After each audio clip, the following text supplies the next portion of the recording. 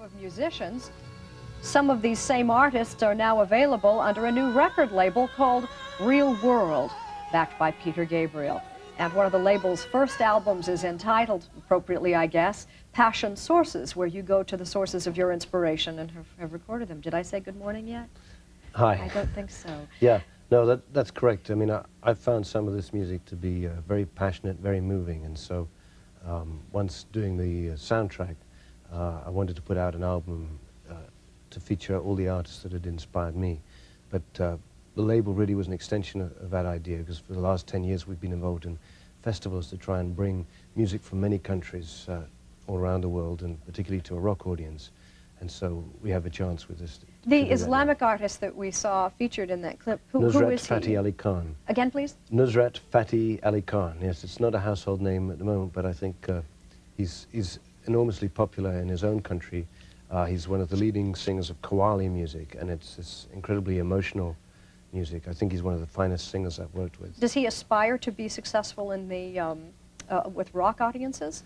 I think so. I mean, I think many of the artists that would love to have a larger audience and a chance to be listened to. I mean, it's not going to appeal to everyone, but I think there are many people like us who sort of over the years have discovered this, who could really find this music very exciting, very powerful. Every recording label is going to get tapes over the transom, so to speak. I'll bet your mail is more interesting than most. I think, yeah, it's fascinating. Your address is known. Let's look at some more.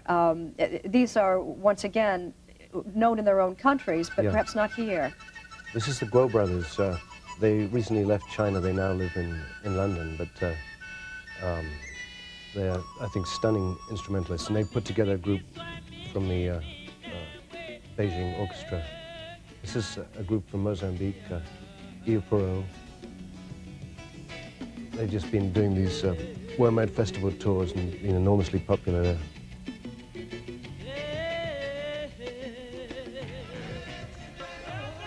This is Sabri Brothers. They're another Qawwali group. They're also from Pakistan, and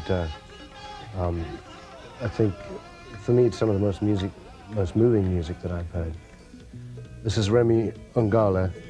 Yeah, Rem is, well, enormously strong performer. I don't know how much we're going to see. He's a very colourful character. He's been recording in my studio at the moment, so I've got to know him quite well.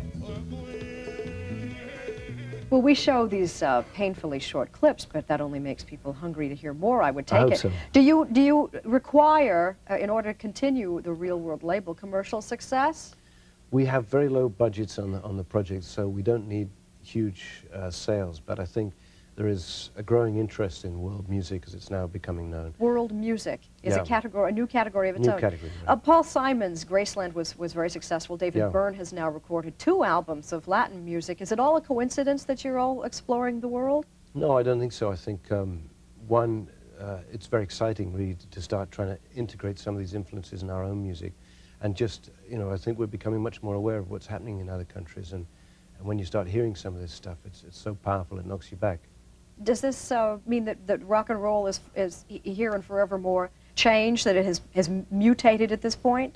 I think it's continually growing form, but I mean, in truth, a lot of the things that are quintessential rock rhythms and so on have emanated from Africa originally. And so, I mean, so you take the rhythm that Bo Diddley made famous, you can hear that in the Congo. So there are many things that we now take as bread and butter rock and roll that have originated from different parts of the world. Well put. Good reminder. Thank you.